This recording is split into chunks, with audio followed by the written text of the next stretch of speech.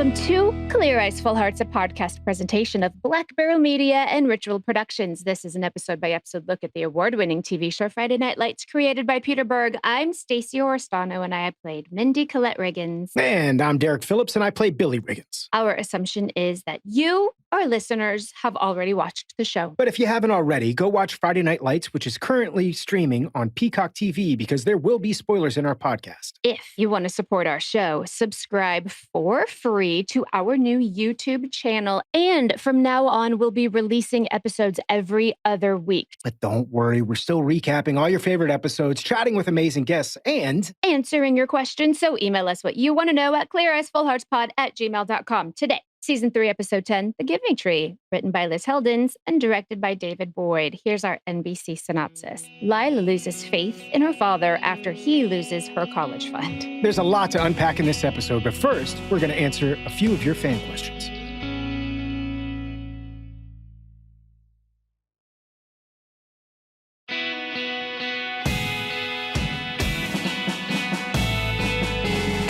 Our first fan question comes from Brian Farmer, who writes, in earlier seasons of the show, the writers focused on 3 football positions: quarterback, running back, and fullback. It was not until the later seasons that we see them focus on tight ends and linebackers. My question is whether any thought was given to having a wide receiver character on the show or any defensive players. My second question is, why don't we get the first question out of the way first? Yeah, man, we do focus way more on offensive positions. We did focus a little bit on Santiago in season 2. Santiago was a linebacker, but there's really not a lot of emphasis put on defensive players. I think maybe it's just because it's not sexy. There's not a lot going on. Look, I played defense all through high school. I love defense. I love smacking guys. I love hitting guys. That was my favorite part of playing football. But yeah, they don't get the glory the same way that offensive players do, especially the way a quarterback or a running back does. I know that they had tried at one point to bring a wide receiver character onto the show, and they were putting a little bit more emphasis on that character. And then that actor, I don't want to name names, wound up getting another gig, so it kind of just went away. But yeah, that kind of stuff happens sometimes on the show. I don't know if they ever plan on really doing a lot with characters defensively. But your second question says, what were some of the NFL teams that different actors supported? Did any of the actors go to watch NFL games together? And the answer to that question is yes, we went to watch NFL games all the time. Sometimes we went to live NFL football games. I mean, I know Zach Gilford, I believe he and Scott Porter went to the Super Bowl together when the Bears played the Colts in Miami, if I'm not mistaken. But Zach's a huge Chicago Bears fan. Brad Leland is a huge Dallas Cowboys fan. He also went to Texas Tech, so he's a Texas Tech Red Raider. Scott Porter's a diehard Denver Bronco fan and also a Nebraska Cornhusker fan. Adrienne Palicki's a Michigan Wolverines fan. I don't know that she's got an NFL team. Do you know, Stace? Yeah, Cleveland. Oh, she's a Cleveland fan. I didn't know. Yeah. I am a diehard Miami Dolphin fan. And I'm crossing my fingers because this year we might actually be good. I also went to school at Baylor University, so I'm a huge Baylor football fan. But I grew up in Miami, as I said, so I'm also a diehard Hurricanes fan. So that's always a point of contention. Thank God those two teams don't play each other very often. Louann Stevens, who played Grandma Saracen, is a Dallas Cowboys fan. Stacey, what about you? Listen, they paid my way through college. I'm a huge Dallas Cowboys fan. Do you have a college football team? I don't think you do. No, so I went to university in London, and we don't have football teams and fraternities and sororities over there. So I don't, if anything, I root for UT if they're playing just because it feels at home. But I missed all of that whole American college experience, going to football games and Greek life and whatever. I didn't do any of that. What's your Quidditch team, Stacey? Slytherin, let's go. Of course you're Slytherin. Are you really Slytherin? No, I'm Huff. I'm the boring. Actually, yes, that would make I'm more a Hufflepuff. They're the weirdo outcasts. I'm Gryffindor. I don't know if you knew that. Whatever. I've taken 15 tests and they all tell me I'm a Hufflepuff. Anyway. Our next question comes from Janice Barnes, who asked, you have mentioned the call sheet a couple of times. How is that created? And do egos ever get in the way? I will tell you, not on our show, egos didn't get in the way. I have seen it happen in my acting class, though. A girl had a mental breakdown because she was number 4 on the call sheet of her new show. And I laughed so hard I almost peed in my pants, and my teacher made me leave the room. Okay, so number one, the call sheet is something that is put together by the first AD. The call sheet is just a call sheet. It literally is just a thing that lets us know when we have to be at work the next day and what we're actually shooting. The reason we bring it up, though, is because the way it works is that the lead of the show or the leads of the show are the first names on the call sheet. On our particular show, I'm positive Kyle was number one. Mhm. I'm almost positive Connie was number two. Connie's 2. Taylor Kitsch was number 3, if I'm not mistaken. And then from I think there, Annie might have been 3 and then Taylor 4. honestly, I couldn't tell you 3, 4, 5, 6, 7, 8, 9, 10. I know I was like 12 or 13, depending on the episode. I was, again, I think 42B. The only time my ego's been affected by the call sheet is when I'm so far down the list on the call sheet where you're like number 55 on the call sheet. You're like, wow. Mhm. Now, it's not always 100% matter of importance to the show or number of lines or all that stuff. Number 1 and number 2, yeah, most Yeah, of the time, yes, they're the leads of the show.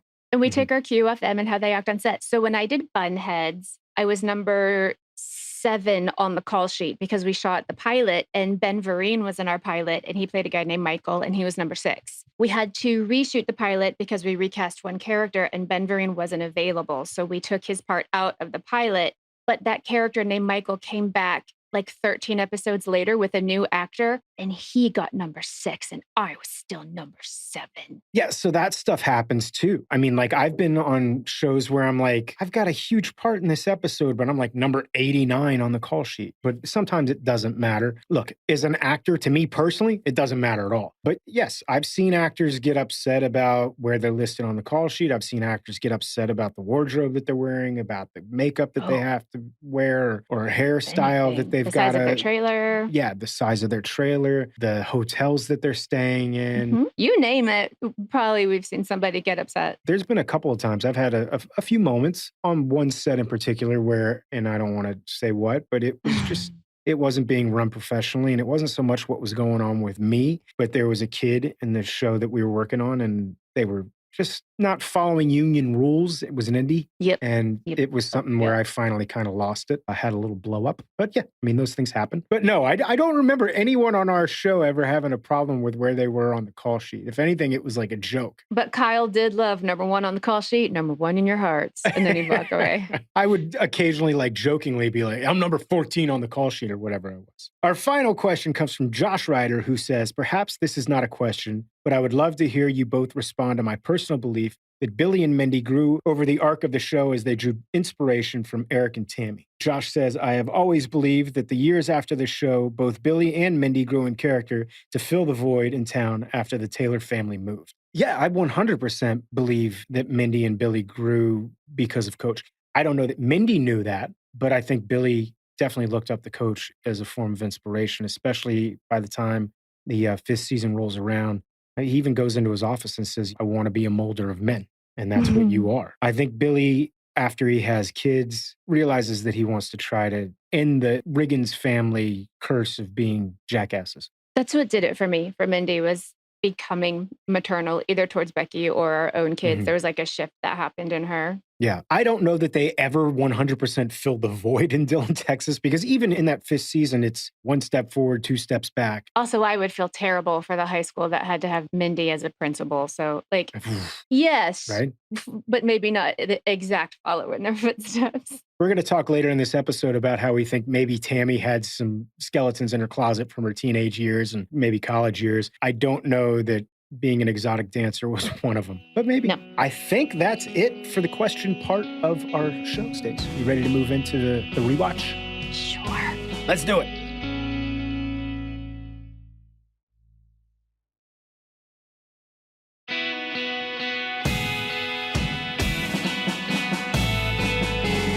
How many freaking boys are in that car?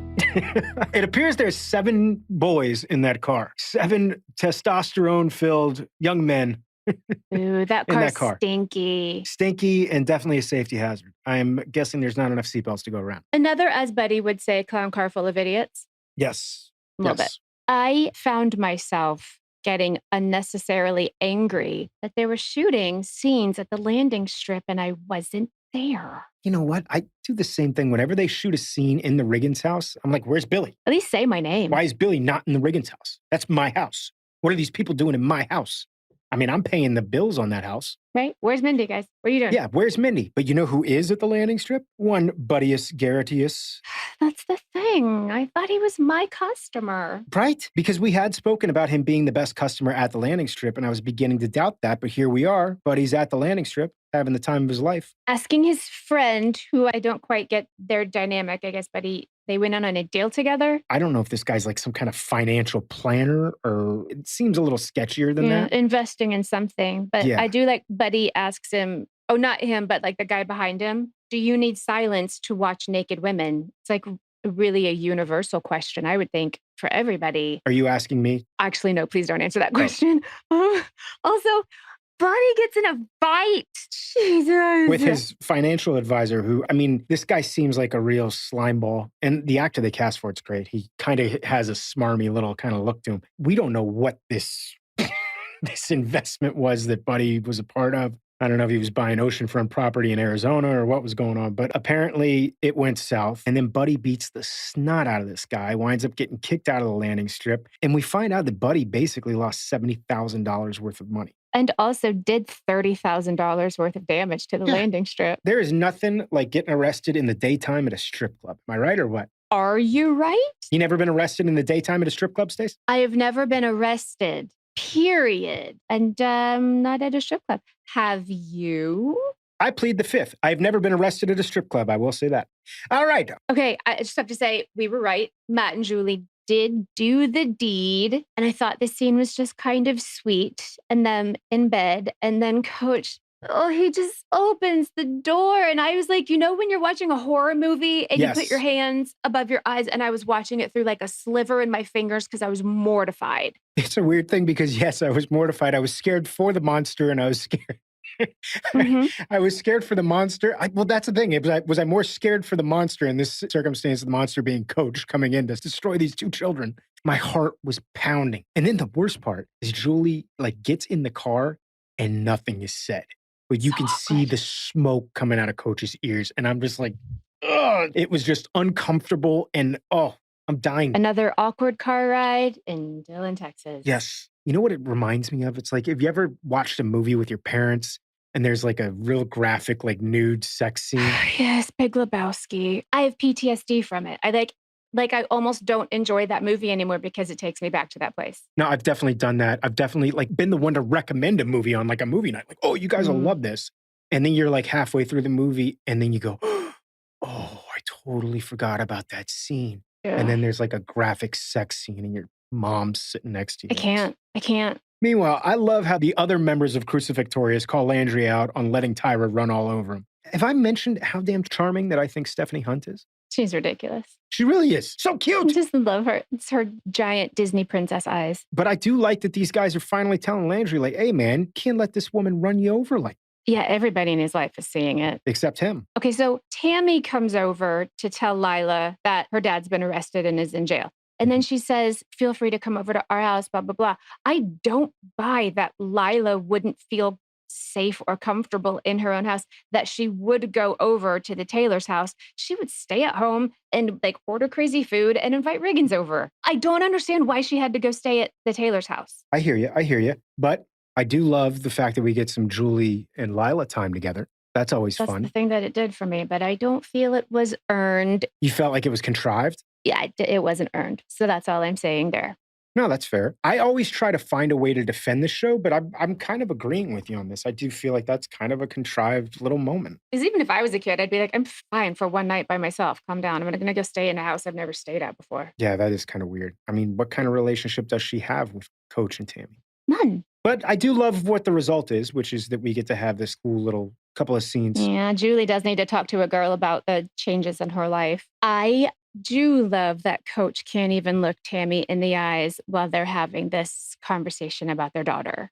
I mean, I know we talk about it ad nauseum on here, but it's just another great scene with these two. Their chemistry is just off the freaking charts. I love how Connie is just wide-eyed through the whole entire thing. I mean, she sits up in bed and her eyes go wide. And another thing that I love about this show is just the way that they shoot this scene. Tammy's just washed her face, so Connie, the actress, has no makeup on in this scene. I can't think of too many shows where a lead actor, male or female, would be comfortable without makeup. Kyle, I don't think ever wore makeup on the show. Like, we always had to go into hair and makeup. That was like the first thing that you do when you come to set. And like, I'd be in the makeup chair and Kyle would walk in, he'd grab some hair product and go, and then he'd go. I don't think he ever wore makeup. I think part of that was they want a coach to look a little rough. I look a little rough as it is. I need them to make me look a little prettier. I need that concealer, baby. But yeah, I just thought it was like really brave of her to do that. But it's also like really brave of any actor to do that. But it just adds to the realism on this show. There's no sexy lingerie. She's in a beat up old t-shirt with a hand-me-down bed frame. It just feels real. I had buddies of mine whose parents were teachers when I was in high school. And when you went over to their house, it wasn't like some beautiful Hollywood set. It was, this bed came from a neighbor who had passed away. This couch came from so-and-so. There's not a lot of money. My brother and his wife are both teachers.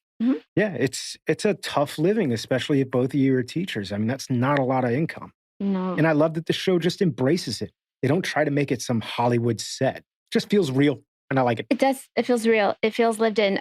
I'm trying to figure out Buddy's financial problems. Yeah. He sold that house to you guys. So like he got that chunk of money, but then he also just used up all of Lila's college fund.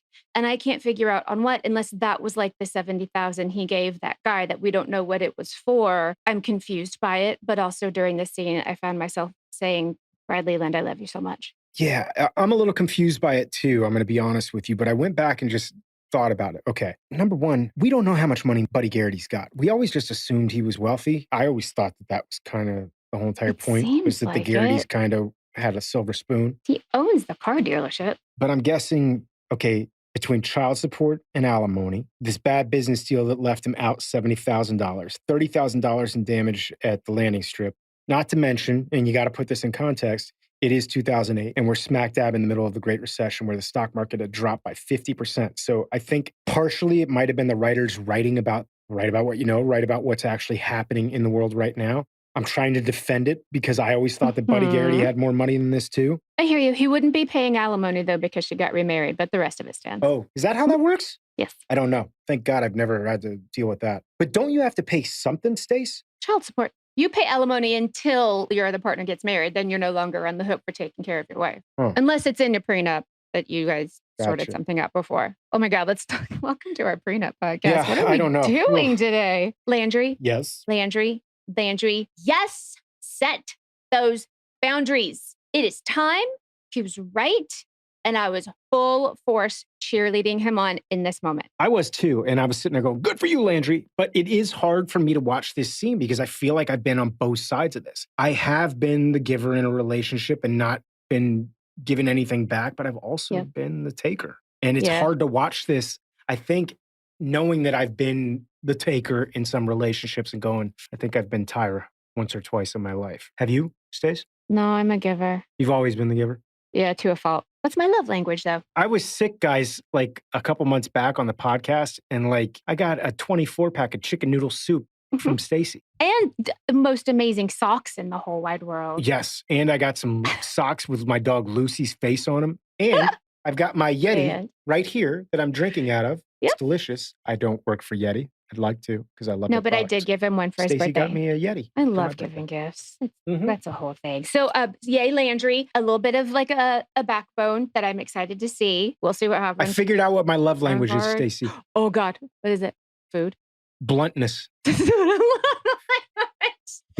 Terrible love language. You don't think so? Ooh. I'll tell you the truth whether you want to hear it or not. Yeah. That's my love language. I mean, in a way, that is love, but moving forward, this Tami Julie scene is where my favorite Amy Teagarden comes in.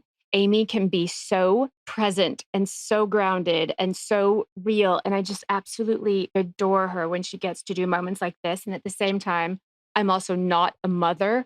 I cannot fathom how hard this talk must be for Tami to have with her daughter. I'm right there with you. I love this scene for Amy. I mean, I always love Connie. I love both of them. The problem with Amy a lot of the time, since it's not Amy, it's Julie, is that Julie is a little bit of a snot. You know what I mean? But when she gets to have these moments where it's like, she's not being a little snot. She's just having a real conversation. It's the same kind of moment that she had with Coach. Remember that scene where she goes and meets the Swede at the bar that one night? Yeah. And turns out the Swede has eyes for a bunch of different women, and coach picks her up and she just breaks down crying. It's a similar scene to that. Once that tough facade is kind of broken down, that tough teenage facade, and we see what's going on in this little kid. Because that's the weird thing about growing up, man, is you're so close to being an adult. It's that struggle, but there's still a child there. Are you about to sing Britney Spears? I'm not a girl. What's that? No, I'm not. That was about this show.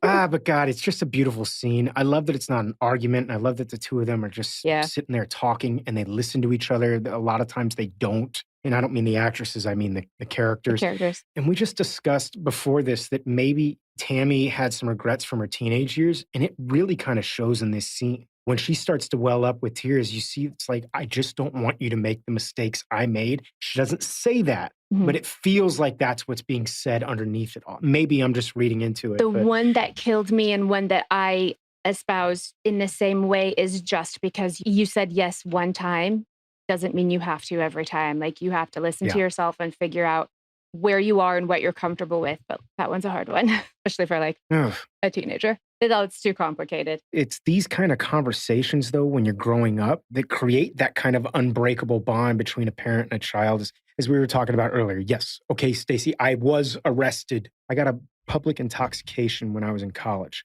And I had to call my father on the phone and tell him what was going on. And this was like that first moment, as I was saying before, you're borderline child adult. You're in that in-between area. And I remember having to call my father on the phone and just fess up to it and say, hey, I got drunk and I got arrested and this is what's happening, blah, blah, blah, blah, blah. I don't want to lecture right now. I just want to tell you what's going on. And I made a mistake and I screwed up and I got in trouble and school found out and I might wind up getting kicked out of school. And it was tough to have that conversation with my dad. But it's funny because my dad and I had this kind of like rough relationship at that point in time where really the only thing we could talk about was sports. And it wasn't a conversation. It was just me talking. I got done and he goes, I'm upset that you did this because of what's going to happen to you and the trouble you might get in. But I'm proud of you because this is the first time that you were man enough to come to me and tell me what was going on. And from that point on, it was like we became almost like peers. I still go to my father almost everything. I call him all the time. Any kind of piece of advice I need or whatever. Mundane stuff. Like I'm thinking about buying a new TV and I called him and I said, I'm thinking about this TV. What do you think about this TV? Whatever. That relationship between the figurehead who is the person who is telling you what to do all the time and then the person who you go to for advice because he's a legitimate friend and you know he cares about you. I love that kind of transition that happens from childhood into adulthood in that relationship. And maybe I'm reading into it too much, but it seems like that's what I'm seeing in this scene, and I love it.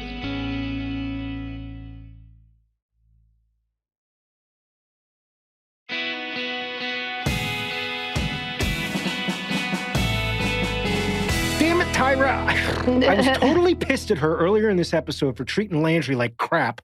But then she goes and completely and totally redeems herself by booking his band at the bar. I think that might be the same bar that the Swede played in that we were talking about earlier. Oh, it did look like that. Is it the Continental Club? Oh, I don't think so. You don't? Okay. No. I was in a band in high school. Go on. We were good. We were called Wild Horses, but then we changed our name to the Morning People, which was way better. And we got to play at like a couple of Battle of the Bands in bars, except that we were like 16 and whatever. So like a parent had to be there. But like we beat out a bunch of adult bands. We were good. That's cool. In another life, I'm going to have musical talent. Okay. Maybe that's what heaven is I get to learn how to play an instrument and actually You're enjoy just one up there process. playing the harp. I can't imagine if I get up to the gates of heaven and it's your face, I'm going to be like, what did I do? What makes you think I'm going to be there before you? I treat my body like a temple. To be fair, I do fall down a lot. So there's a very good chance you get there before I do, stumbling over a curb or something. Yep, absolutely. Just stairs. Stairs and mirror bad. Meanwhile, when Matt shows up at the door to pick Julie up on this date where they're going to the movies and Tami says, oh, by the way, Coach is out back. Why don't you go wait out there? And his eyes go wide. I couldn't have it. I had an audible, like bust out giggling. Like, it's like a scared giggle, but it was a giggle nonetheless. It's so uncomfortable. Uncomfortable, but Carl does it well. I also just like watching our characters do really domestic things. And there was something about Kyle. in like sweats and jeans scrubbing a grill that I was like, yeah, that's absolutely what a dad at home would be doing. But I have to say, thinking about, I don't mean this to sound this way, but thinking about Kyle and those jeans.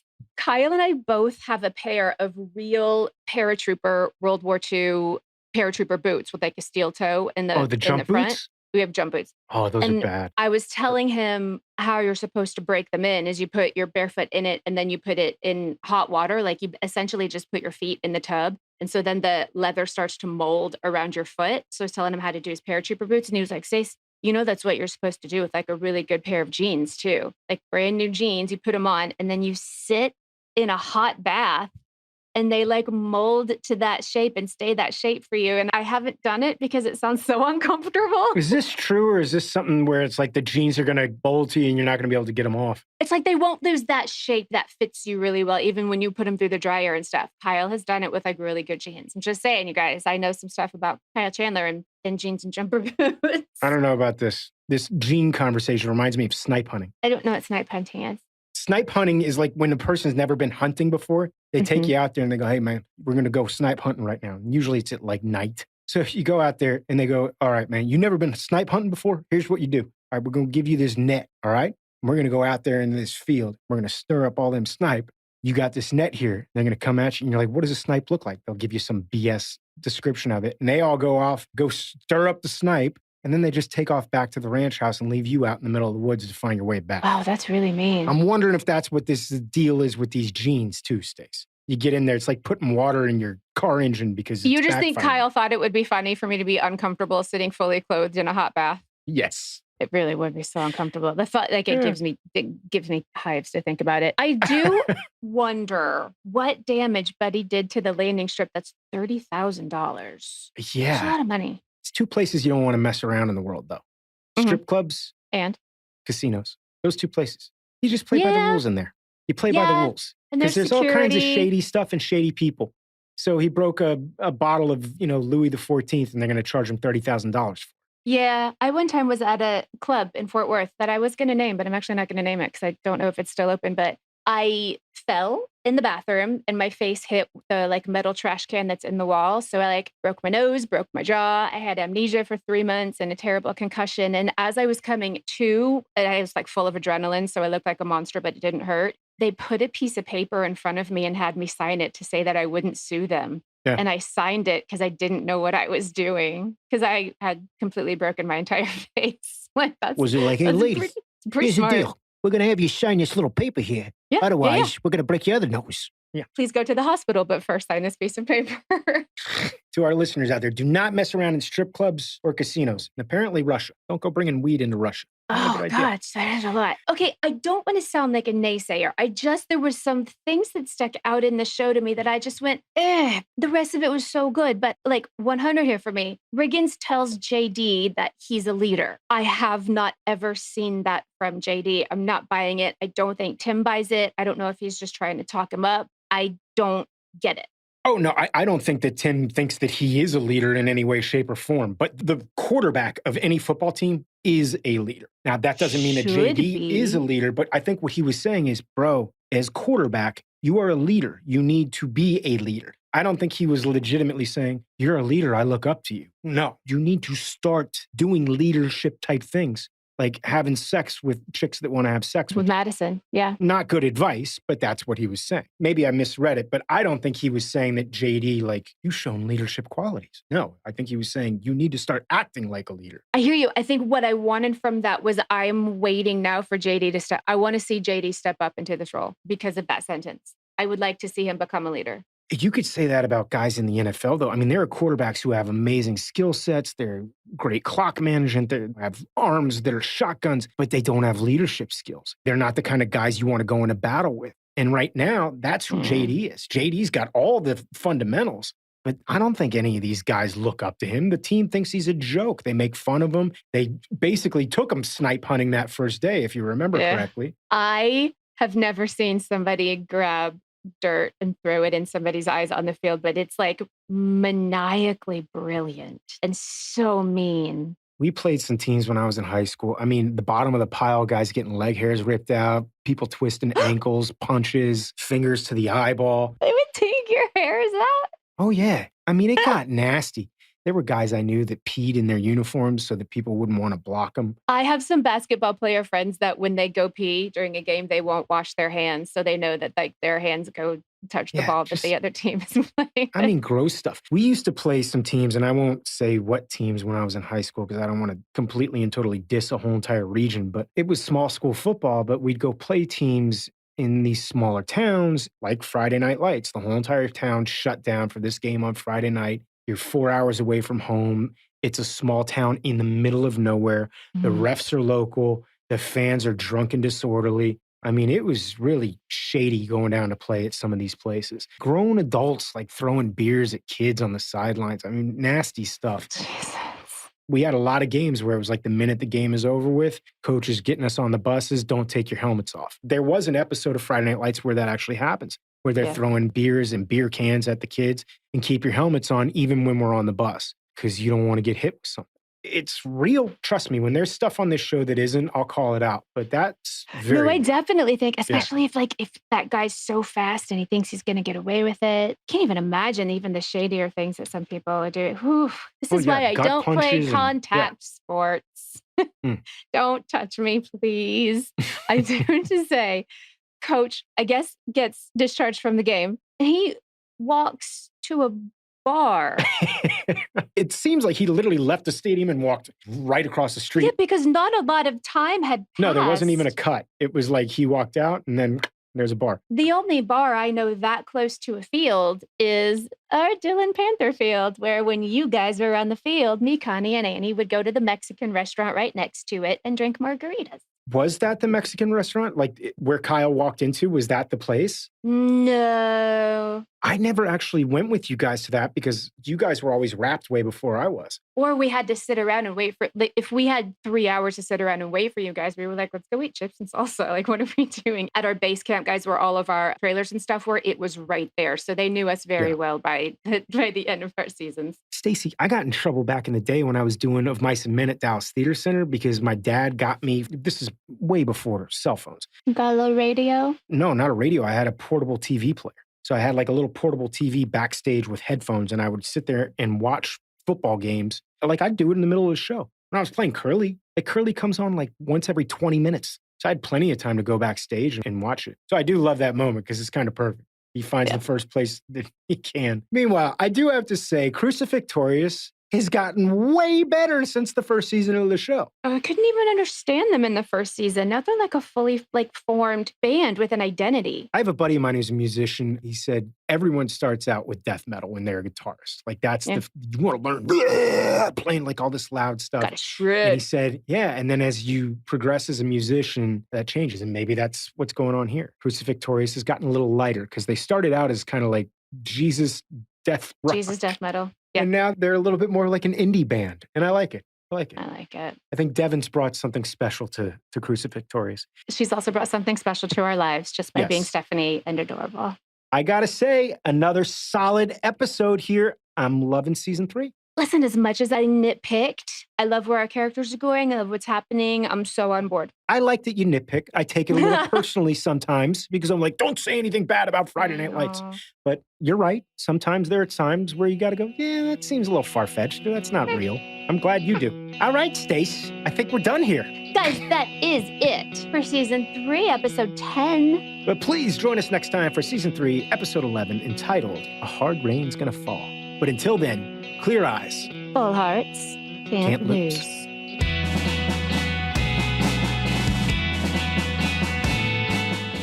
Clear Eyes, Full Hearts is a podcast presentation of Black Barrel Media and Ritual Productions. Executive producers are Stacey Oristano and Derek Phillips, Chris and Mindy Wimmer for Black Barrel Media, and Steve Walters for Ritual Productions. Our producer is Miranda Parham. Send your questions to cleareyesfullheartspod@gmail.com. And follow us on social media. I'm on Instagram at Stacey Oristano. And I'm also on Instagram at _Derek Phillips. Check us out on YouTube and blackbarrelmedia.com. Thanks so much for listening, and we'll see you next time.